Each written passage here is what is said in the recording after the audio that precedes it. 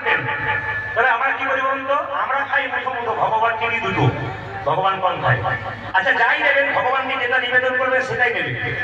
সবাই মন দিয়ে শুনবেন। আর দীক্ষা মানে কি? দীক্ষা মানে দেখা। আপনি যখন জন্ম নিলেন আপনার দুটো চোখ হলো, একটা ডান চোখ একটা বাম চোখ। গুরুদেবের কাছে মন্ত্র নিয়ে একটা চোখ হলো, তার নাম জ্ঞান চক্ষু। তবে আমি আপনাদের বারবার বলবো, সব জায়গায় বলেছি, এখানেও বলবো, গুরু করবেন বেছে বেছে। কেন? জল খাবে ছেঁচে আর গুরু করবে বেছে।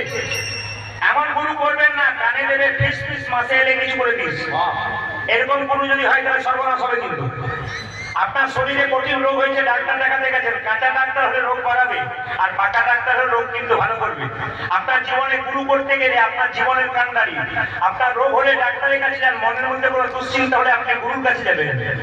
মায়েরা, মেয়েদের মনে বা ছেলেদের মনে কোনো দুঃখ থাকলে দু জায়গায় যাবেন, একটা গোবিন্দের মন্দিরে, একটা গুরুদেবের চরণে।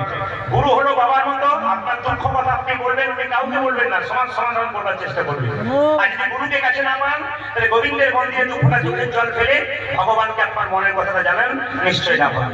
তবে শুনে রাখুন, আমি যখন কীর্তন করতে এলাম, ওখানে একটা বাঁশের খুঁটিতে একটা বাচ্চা ছেলে খুব ধরে ধনমন মন করে করছে, আর তার মা বোধহয় ছুটছে, বলছে পড়ে যাবি পড়ে যাবি পড়ে যাবি পড়ে যাবি। ছেলে পড়ছে না কেন? ও বাঁশের খুঁটিকে ধরেছে, আশ্রয় নিয়েছে, পড়বার ভয় নাই। যারা গুরুকে আশ্রয় করে সংসারে আছেন তাদের জীবনে পড়বার ভয় থাকবে না। তবে গুরু কিন্তু প্রকৃত হতে হবে। মায়েরা, এই প্রচন্ড জলপ্রপাত, জল নামছে পাহাড় থেকে, একটা পুঁটি মাছ দেখবেন সুসুর করে উপর দিয়ে উঠে যাবে জলের সঙ্গে। কিন্তু একটা হাতি সে উঠতে পারবে না। কেন বলুন তো? পুঁটি মাছ জলকে আশ্রয় করে আছে, উঠে যাচ্ছে। হাতি জলকে আশ্রয় করে নাই, উঠতে পারবে না। এই জন্য গুরুকে আশ্রয় করে কেউ যদি সংসারে থাকতে পারেন, আপনার গোবিন্দ কৃপা তো হবেই হবে। ও মায়েরা, এই যে লাগাবেন গুরু মন্ত্র জপ করার সময় এই কাজটা পরবর্তীতে আপনারা সবাই করবেন। আপনাদের বুঝিয়ে দিই, যদি এটা না করেন তাহলে আপনার যে গুরুমন্ত্রের ফল ওরা চুরি হয়ে যেতে পারে। কিরকম? গুরুমন্ত্র জপ করার পরে যে আসনে বসে আপনি গুরুমন্ত্র জপ করবেন, আসন ছাড়া মাটিতে গুরুমন্ত্র জপ করলে আপনি পুণ্যের বদলে পাপ পাবেন। এই জন্য আপনাদেরকে বারবার বলি, আসনের মধ্যে বসে আপনি গুরুমন্ত্র জপ করুন, এবং গুরুমন্ত্র জপ করার পর যখন উঠবেন তখন আসনের নিচে একটু জল ছড়িয়ে দেবেন, পবিত্র জল। সেই জলটা চোখে মুখে লাগিয়ে মেয়েদের মায়েদের জন্য বলতে হবে শ্রী সক্রাহায় নমঃ, আর বাবাদের জন্য বলতে হবে ওম সক্রাহায় নমঃ। ইউটিউবের মাধ্যমে আপনারা পেয়ে যাবেন। এখানে দুটি ক্যামেরা এসছে আমার, একটা হচ্ছে অহনা স্টার কীর্তন, একটা এমডি স্টুডিও। আপনারা পরশু তারিখে দেখতে পাবেন আপনাদের আসরটা সুন্দর করে তারা দেখাবে আপনাদেরকে। এবং গণেশ চতুর্থী উপলক্ষে কীর্তন মেদিনীপুরের চন্দ্রকোনা রোড হিন্দু সমিতিতে। তো যাই হোক, আপনাদের ছোট ছোট কথা বলে দিলাম, আপনারা মনে বেশ করবেন। সবাই মিলে হাত তুলে একবার গাইবেন, সবাই মিলে একসঙ্গে একসঙ্গে। ভজ গৌরাঙ্গ লহ গৌরাঙ্গ জপ গৌরাঙ্গীর নামে রে।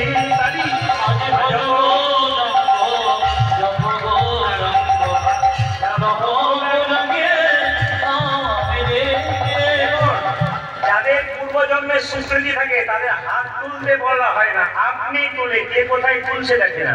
আর যাদের সুস্মৃতি থাকে না তাদের তুলতে বড় কষ্ট হয়।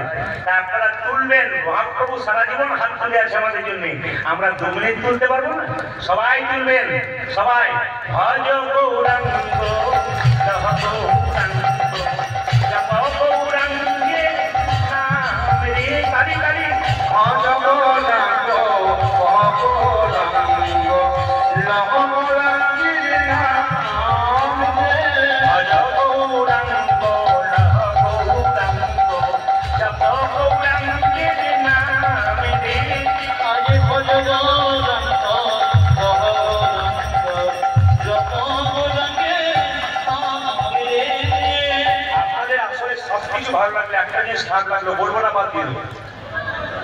না বলাটাই ভালো। প্রথম এলাম, আমি তো না বলে যাবো, আমি তো বলেই যাবো, না বলে তো যাবো। আমি বলেই দিই আপনাদেরকে শোনাবো। হ্যাঁ, এই যে দেখা সবাই ভজ গৌরাঙ্গ হাত তুলছেন, আর 2-4 জন ভজ গৌরাঙ্গ, এটার থেকে ভালো লাগবে, অন্য কিছু ব্যাপার না, বাকি সব ঠিক আছে। আচ্ছা মায়েরা, হাত তুলে যারা হরিবোল বলবেন, এই গানটা গাইবেন, পরের জন্মে হাত পাবেন। কিন্তু হাতটা কিছু মনে করবেন না। একজন মহাজন বলছেন যে হাত তালি যদি কেউ না দাও তা পরের জন্মে হাততালি না দিলে তোমার পেটের খাবার জোগাড় হবে না। টোল ট্যাক্সে কিংবা বাচ্চা বাড়িতে হলে একজন আসে না, এই যে 10 টাকা, যদি না তোলেন তাহলে কিন্তু পরের জন্য মেয়েও নয় ছেলেও নয়, দুঃখের সীমা নাই। হাত তুলে দেখি, এবার যারা তুলছিল তারা পকেট থেকে হাত বের করে যাবে, দরকার নয় বাবা, যদি চান্স পাই তো কিছুতে হবে। হাত তুলুন। ভজ গৌরাঙ্গ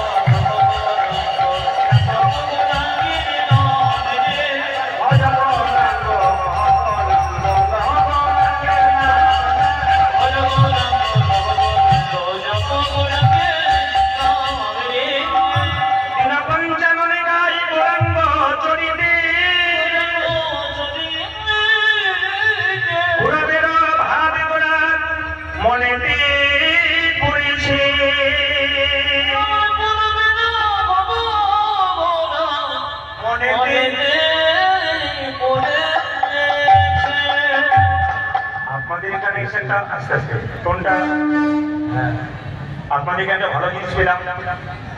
আসলে কি বলুন তো, ও মাসি, ওদেরকে নিয়ে ব্যস্ত থাকবেন না, আপনি নিজে ব্যস্ত হন। যাওয়ার সময় কেউ যাবে না, আপনি একাই চলে যাবেন, তবে হ্যাঁ ব্যবস্থাপনা ঠিক করে দিতে হবে। আচ্ছা বলে রাখি, একবার সবাই মিলে বলুন তো, রাধে রাধে। जोर से बोलना पड़ेगा, आरो जोर से बोलना पड़ेगा, प्रेम से बोलिए, प्रेम से बोलिए, जोर से बोलना पड़ेगा। अरे बोलो ना, आरो जोरे बोलो ना। चलो वृंदावन जाएगा नाम बोलते बोलते, चलो रे चलो रे चलो मन, चलो हरि दर्शन, जय राधे जय कृष्ण जय वृंदावन। चलो रे चलो रे चलो हरि दर्शन, जय राधे जय कृष्ण जय वृंदावन। चलो रे चलो रे चलो हरि दर्शन, जय राधे जय कृष्ण जय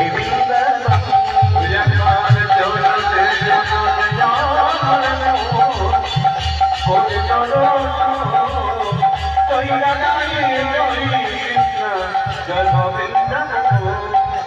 कैसे घाट बंशी पर निकुंज कानन कानन, कैसे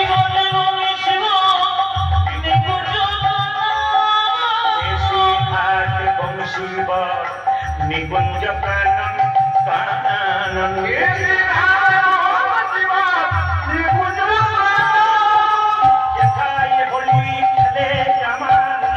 নন্দের নন্দন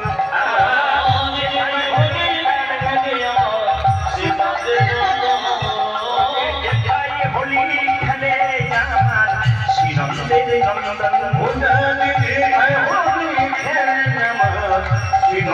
নন্দন চলরে চলরে জয় রাধে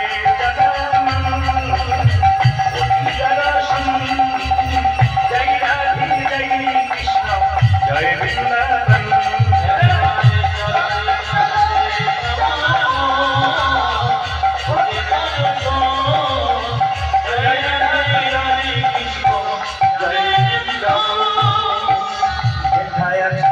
মা যশোদা স্নেহের শিরোমণি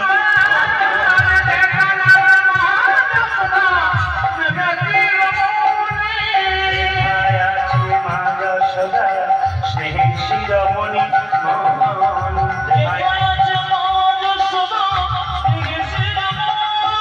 নিজের গোপালকে কোলে লইয়ে হাওয়া তো নমনি গোপালকে কোলে লইয়ে হাওয়া তো নমনি নিজের গোপালকে কোলে লইয়ে হাওয়া তো নমনি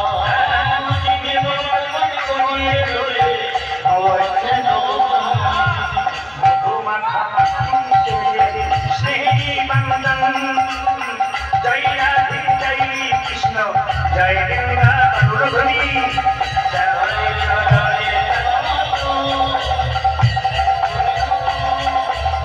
জয় রাধে জয় কৃষ্ণ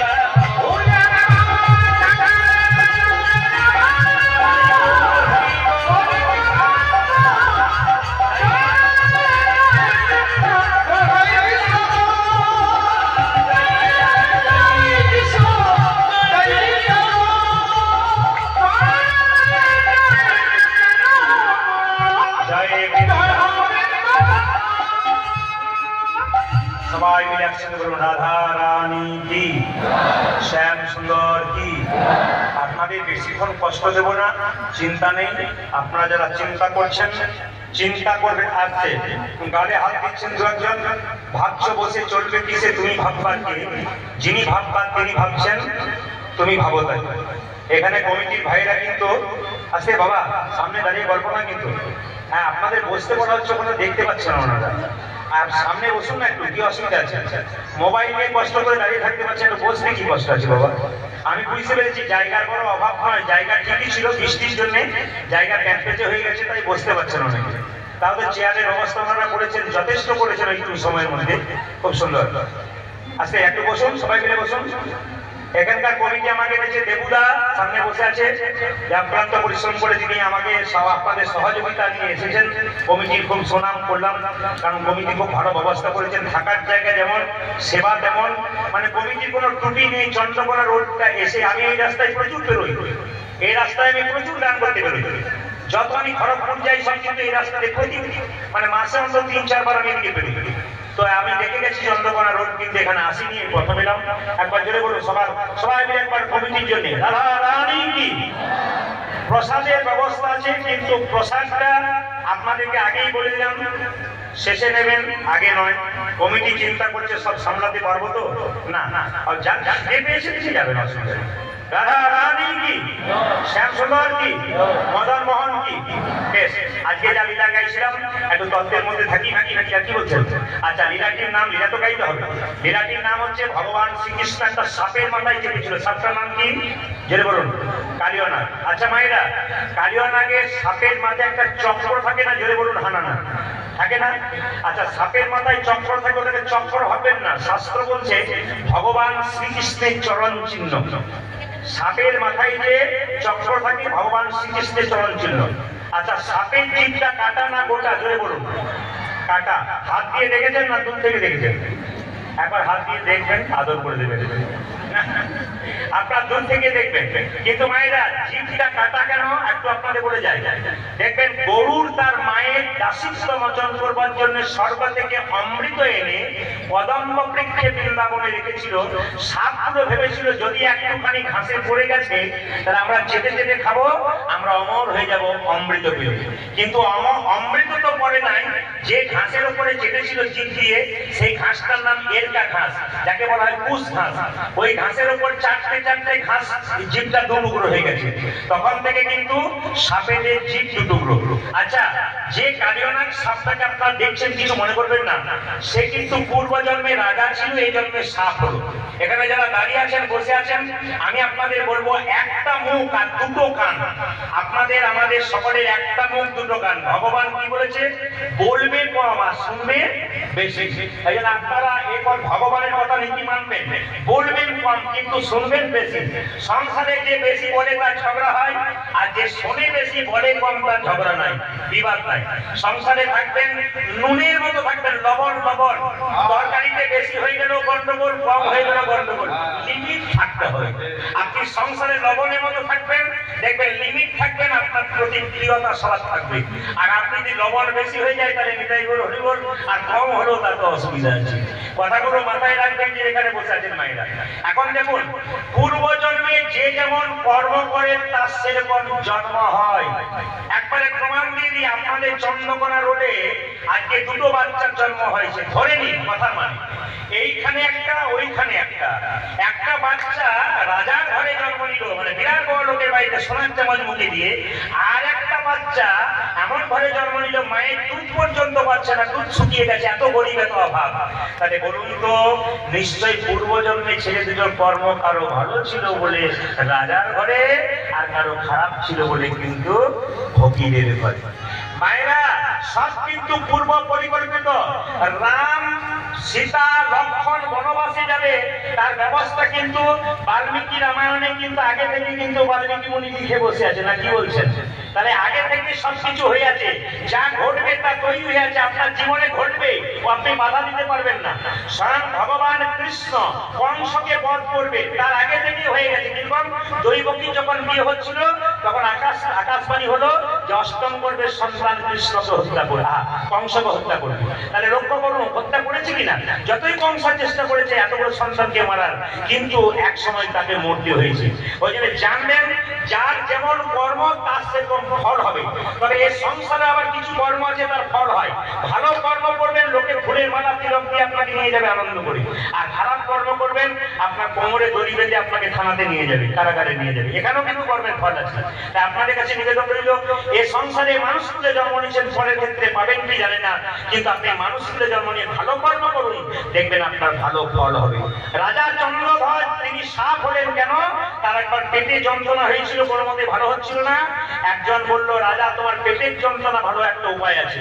তুমি যে রাজবাড়িতে বাস করছো তার পেছন দিকে একটা সরোবর আছে, সেই সরোবর একটা রাজহাঁস খেলা করছে। রাজহাঁসটাকে ধরে তার পিত্তটা খেতে পারলে তোমার পেটের যন্ত্রণা ভালো হবে। রাজহাঁসটাকে ধরে আনা হলো, তাকে যখন হত্যা করতে যাচ্ছে রাজহাঁস কেঁদে কেঁদে বললো, আমাকে না মেরে যদি হত্যা আর তোমার পেটের রোগ ভালো হয় তাহলে উপায় বলবো? বলে, হ্যাঁ বলো কি? যে সরোবর থেকে আমাকে ধরে আনলে সেই সরোবরের পূর্ব দিকে একটা গাছের উপরে এক বৈষ্ণব মুনি পা দুলিয়ে বসে আছে, তার চরম ধোয়া জল পান করলে তোমার অবশ্যই রোগ ভালো হবে। মায়েরা, রাজা বলে কথা, সোনার পাত্র নিয়ে গিয়ে বললো, দেখি দেখি তোমার ডান পাটে গিয়ে দাও, দেখি তোমার বাঁ পাটে গিয়ে দাও। ডান পাটে গিয়ে দিল, দেখলো পুঁজ আর রক্ত, এই জল আমি পান করতে পারবো না। কিন্তু বাঁ পাটা যখন এগিয়ে দিল, ওটা তো পুঁজ রক্ত, আবার পোকা কিলবিল কিলবিল করছে, এই জল আমি পান করতে পারবো না।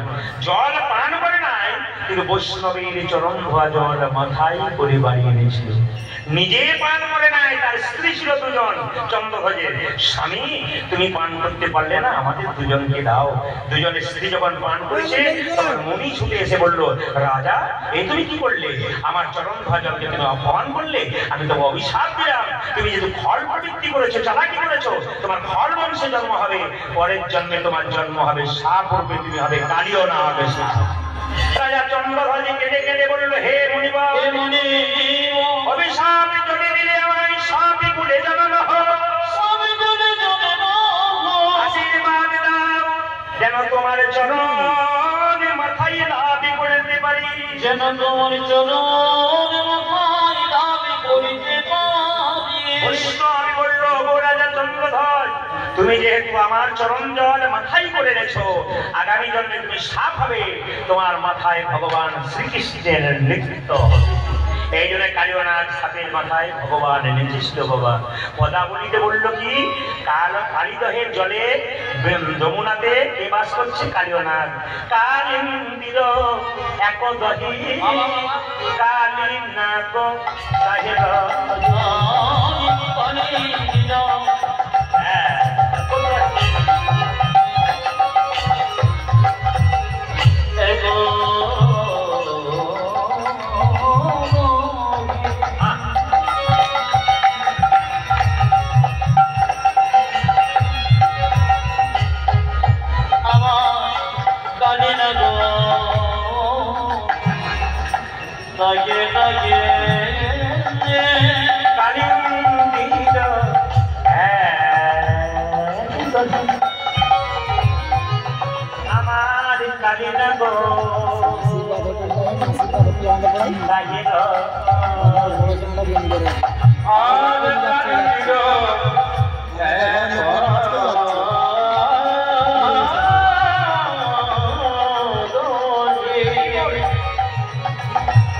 আমার কালিনা গো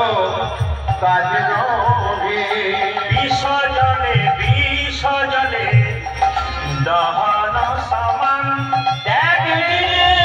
বিসর্জনে বিসর্জনে দহন ওরে বিষ আর জলে বিসর্জনে বিসর্জনে দহন সমান ওই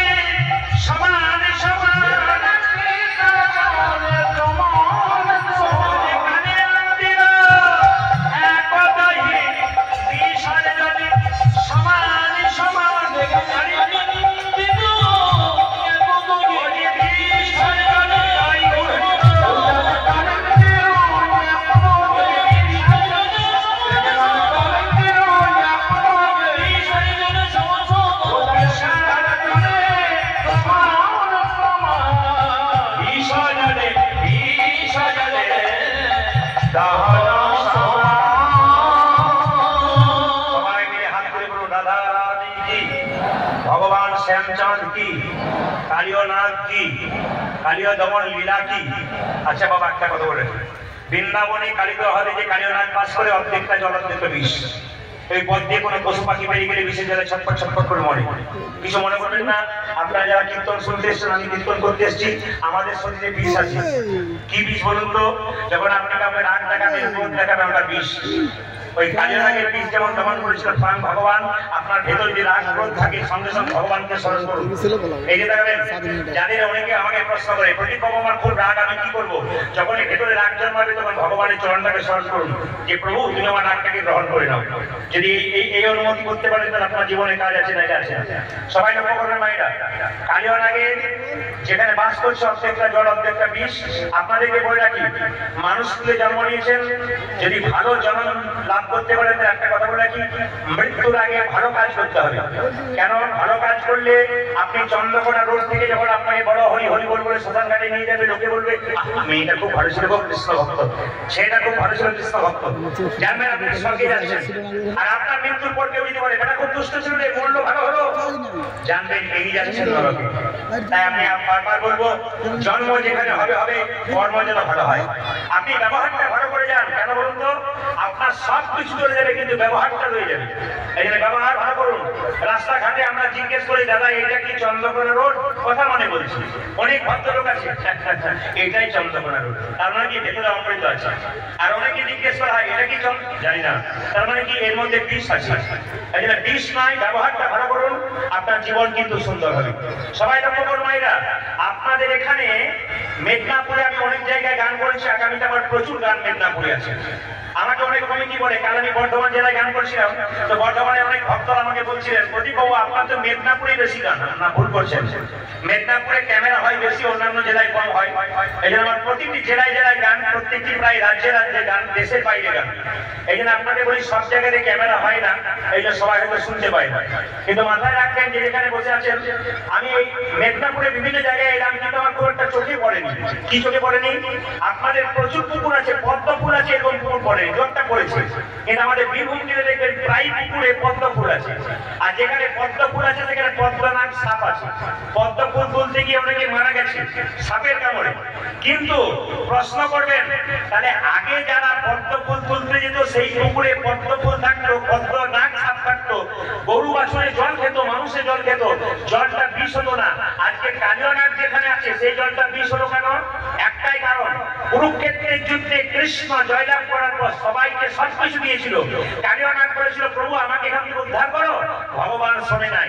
তখন কালিয়ানাগ মনে মনে ভাবছে, তুমি যখন আমার কথা শুনলে না, তোমার সঙ্গে মিত্রতা করে তোমাকে পেলাম না, তোমার সঙ্গে শত্রুতা আরম্ভ করবো। বলে কিরকম?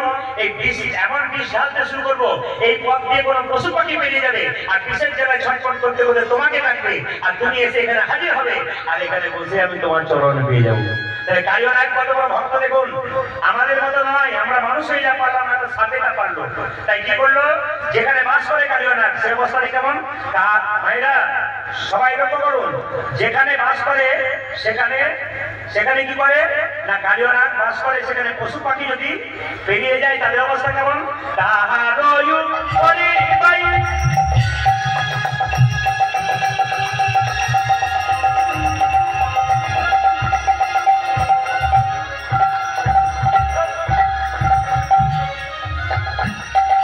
যদি পাখি উড়ে যায়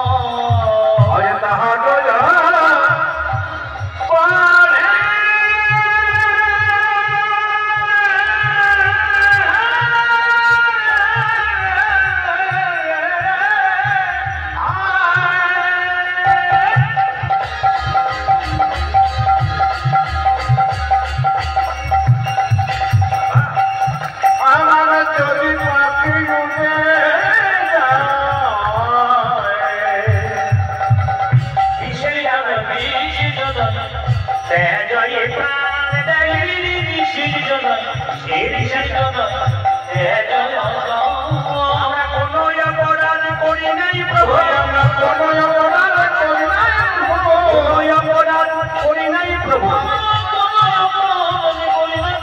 কিসের জ্বালায় কান্হার আমি কোনো অপরাধ করি নাই প্রভু, কিসের জ্বালায় কান্হার কোনো অপরাধ করি নাই প্রভু, কিসের জ্বালায় কান্হার কোনো অপরাধ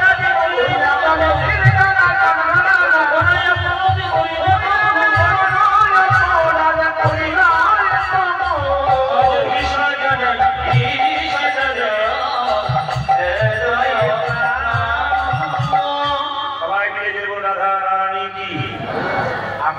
জীবনের অন্ধকার সব দূর করবেন। একটা দিন আমাদের জীবনে এগিয়ে আসছে, আপনাদেরকে ডেটটা বলে দিই, সেদিন আপনারা এই কাজগুলো করবেন, আপনাদের জীবনে লাভ আছে। যে যেখানে বসে আছেন, দাঁড়িয়ে আছেন, শুধু কান ঠিক রাখুন, মন ঠিক রাখুন, কান ঠিক রাখুন। ভগবান বলছেন কটা আপেল কটা লেবু মন্দিরে দিলে ওইদিকে আমি তাকাই না, কারণ আমি তো খাই না, আমি দেখি যে কেমন ভাব নিয়ে এসেছি। ভগবান বললেন মন মানা মত ভক্ত মত জাজিমান করু, তোমাকে একটা সুন্দর মন দিয়েছি, সেই মনটা আমাকে দাও। তোমার মন যদি আমাকে দাও তাহলে আমি তোমাকে কিছু দেবো, আর যদি অন্য কাউকে দাও সে বেইমানি করতে পারে, আমি কিন্তু করবো না। তা আপনাদের কাছে নিবেদন রইল, যে যেখানে বসে আছেন মায়েরা মন দিয়ে শুনে নেবেন। আগামী আশ্বিন মাসের 15 তারিখে মহালয়া। মহালয়া মানে কি? মহান আলোয়